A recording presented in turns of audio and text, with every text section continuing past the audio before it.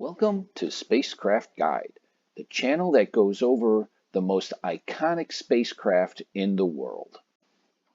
In this episode, I am going to continue to show you how to fly the space shuttle and how it works, and especially right now where we are learning how to fly it in outer space where there is no air going over the control surfaces. And for that, we're going to focus on our new section, which is still part of the Reaction Control System, or RCS, and it is the forward RCS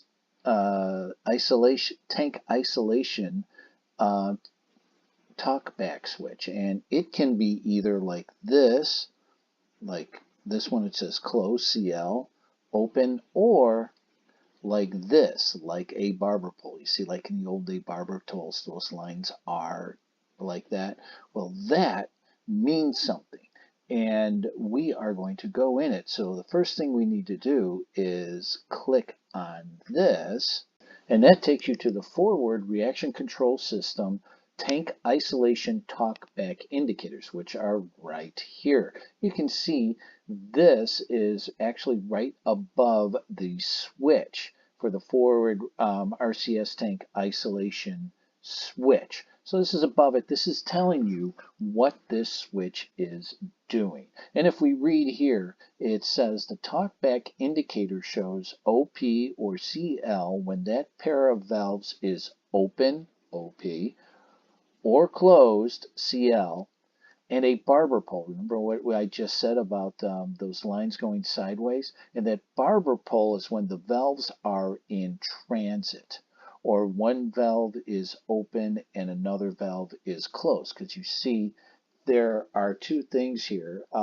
There is oxidizer and fuel that come in, and that is for each one of the jets. For jets 1, 2, with this switch on this side, and jets or thrusters 3, 4, 5 on this switch. So when one switch is one position and one switch is the other.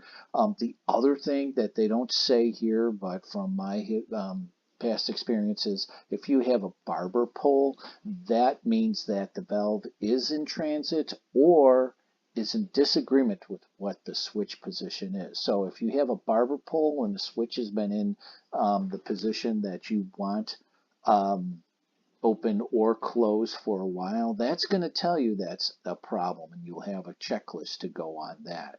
So that you can see this, there's oxidizer and fuel that's coming through this valve, which is told to be open and closed, and that's for 2 thrusters on this side. So there's oxidizer and fuel coming in, and this is one pair of those. So each line here means oxidizer and propellant, and you see oxidizer and propellant here, and probably should be another line in here, but oxidizer and propellant, that's what they're representing, because oxidizer and propellant go to thrusters 3, 4, and 5. It's not just one line, it's a pair of lines. So that's what we have for this week on the for the forward RCS tank isolation talkback indicators.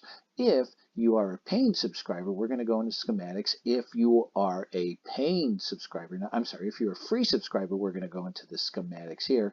If you are a paying subscriber, we're going to go deeper into parts of the schematics, which is only a cup of coffee a month. And we have a competition going on right now for a book whose text is going to the surface of the moon.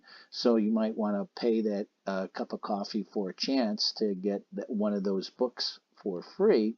But if you are a free member or paying member and you click on schematics, and if you want a more detailed explanation of those lights, buttons, and switches that are in those virtual tours, well, you're just going to have to join the Space Interactive Virtual Museum at one of the paying tiers.